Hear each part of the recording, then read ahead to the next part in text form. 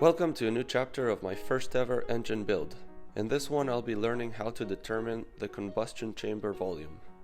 Since I recently decided to get rid of that case and buy a new one, I have to jump a bunch of steps and I can't do anything else with the crankshaft. I put it away and the camshaft standing next to it, and I will CC the heads. I got these a couple weeks ago.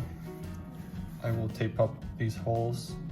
I just opened up the kit from CB and we'll see what these measure out, and I'll write it here so that whenever I get the deck height finally, I will already know this part and I will be able to determine the compression ratio faster. So I'm stuck with the project, so might as well save some time getting this step done now.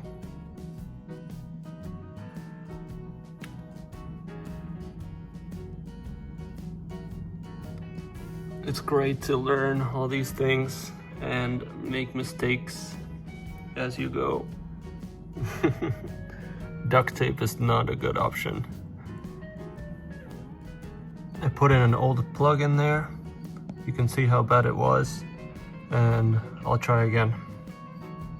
Okay, I put in exactly 50, and I can see a very tiny air bubble on this side, but I think some of the water got through underneath, so I will call it pretty much 50. I'll try a couple more drops in there, but it looks like 50 to me. 50, maybe 51, 52. So now I'll dump this water, fill it up to 52, and see if that's exactly right.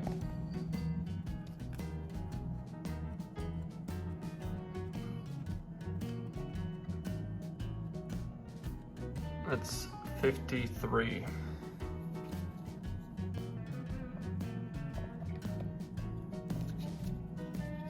It's hard to film and do this, but I'm only testing.